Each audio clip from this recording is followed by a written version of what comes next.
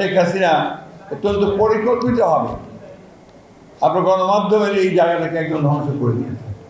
আমরা আমাদের 31 দফায় খুব পরিষ্কার করে বলেছি যে আমরা নিশ্চিত করব গণমাধ্যমের স্বাধীনতা, অর্থাৎ একেবারে পুরোপুরি ইন্ডিপেন্ডেন্ট যেটা থাকবে, স্বাধীন থাকবে।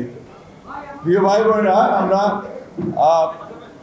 গোলাম পরোয়ার সাহেব সঠিকভাবেই বলেছেন যে সাংবাদিকদের তাদের নিজস্ব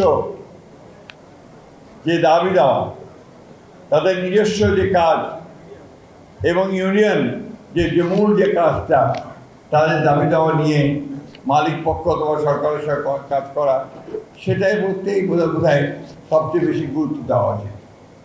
কোনো রাজনৈতিক দলের লেজুর ভিত্তিক করলে সমস্যার সমাধান হয় না। আপনারা যদি কেউ বিরোধী বলেন বা সরকার দল বলেন, তাহলে সেটা কোনোদিন হয় না। গত 15 বছরে ফ্যাসিবাদ অর্থাৎ শেখ হাসিনা অত্যন্ত পরিকল্পিতভাবে আপনার গণমাধ্যমের এই জায়গাটাকে একদম ধ্বংস করে দিয়েছে।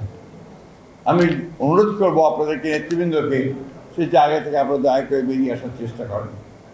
আজকে একটা সবচেয়ে বড় যে ক্রাইসিস হয়ে দাঁড়িয়েছে বাংলাদেশ সারা পৃথিবীতেই, সেটা হচ্ছে এই যে আপনার সামাজিক সোশ্যাল মিডিয়া।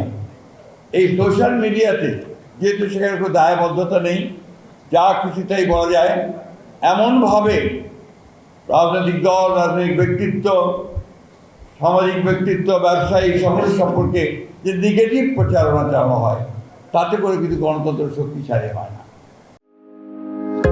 হার্টের যত্নে বিশ্বসেরা ক্যানোলা তেল এখন বাংলাদেশে। দুর্ভাগ্যজনকভাবে এখানে তারা এমনভাবে একটা প্রচারণা চালান যে বাংলাদেশে আজকে এটা একটা সমস্যায় দাঁড়িয়েছে, যেখানে আমার কাছে মনে হয় যে এক ধরনের আপনার এনার্কি, এক ধরনের একটা নৈরাজ্য সৃষ্টি করবার চেষ্টা করছে। মব ভায়োলেন্স তৈরি করা হচ্ছে, মানুষের বিরুদ্ধে মিথ্যা প্রচারণা করা হচ্ছে, একজন মানুষকে ভিন্নভাবে প্রচার করা হচ্ছে, যা নিঃসন্দেহে আমাদের গণতান্ত্রিক যে যাত্রা, সেই যাত্রাতে কিন্তু আমরা বাধাগ্রস্ত হচ্ছি। আপনারা সবাই জানেন যে বিএনপি প্রমাণিত একটি রাজনৈতিক দল। বিএনপি সেই রাজনৈতিক দল যে 1975 সালে যার প্রতিষ্ঠাতা শহীদ করেছেন জিয়াউর রহমান, তিনি একদলীয় শাসন ব্যবস্থাকে বহুদলীয় শাসন ব্যবস্থা নিয়ে এসেছিলেন এবং বন্ধ করে দেওয়া সমস্ত পত্রিকাগুলোকে খুলে দিয়েছিলেন, গণমাধ্যমের স্বাধীনতাকে নিশ্চিত করেছিলেন। ঠিক একইভাবে পরবর্তীকালে আমাদের নেত্রী দেশনেত্রী বেগম খালেদা জিয়া গণমাধ্যমের স্বাধীনতার জন্য যা কিছু করা দরকার তিনি চেষ্টা করেছেন। আমরা আমাদের 31 দফায় খুব পরিষ্কার করে বলেছি যে আমরা নিশ্চিত করব গণমাধ্যমের স্বাধীনতা, অর্থাৎ একেবারে পুরোপুরি ইন্ডিপেন্ডেন্ট যেটা থাকবে, স্বাধীন থাকবে, সে বিষয়টি আমরা নিশ্চিত করব। এ ব্যাপারে আমাদের কমিটমেন্ট পরীক্ষিত, নট দ্যাট যে আমরা শুধুমাত্র কথার কথা বলে আমরা এই কথাগুলো বলছি, এটা আমরা আমাদের পরীক্ষার মধ্যে নিয়েছি। এখানে এক ভাই বলেছেন চ্যানেল আই কথা। চ্যানেল আইকে আপনার বিএনপির সঙ্গে জড়াচ্ছেন কেন? দুঃখিত, চ্যানেল 1 তাকে তো জড়াচ্ছেন কেন? এটা একটা প্রাইভেট অর্গানাইজেশন, ব্যক্তি মালিকানাধীন প্রতিষ্ঠান। প্রতিটি আপনার হাউসই কিন্তু ব্যক্তি মালিকানাধীন রয়েছে। এখানে কোনো রাজনৈতিক দলকে সম্পৃক্ত করাটা আমার মনে হয় সঠিক হবে না। আমরা এই জায়গাগুলো আপনাদের বিবেচনা করা দরকার।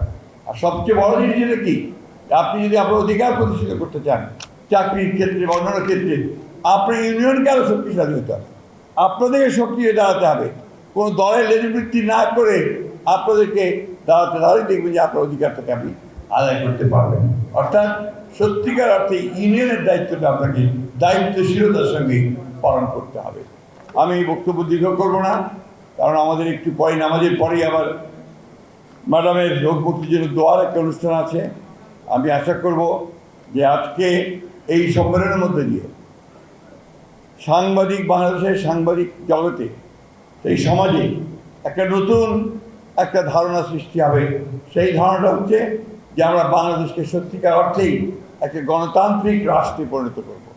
আমরা বাংলাদেশকে সত্যিকার অর্থেই একটি শক্তিশালী, একটা অর্থনৈতিকভাবে সমৃদ্ধ, একই সঙ্গে পরমত সহিষ্ণু একটি রাষ্ট্র হিসেবে আমরা গড়ে তুলতে সক্ষম হব। এই কথা বলে আবার আমাকে আমন্ত্রণ জানার জন্য সবাইকে ধন্যবাদ জানিয়ে আমি শেষ করছি। ধন্যবাদ।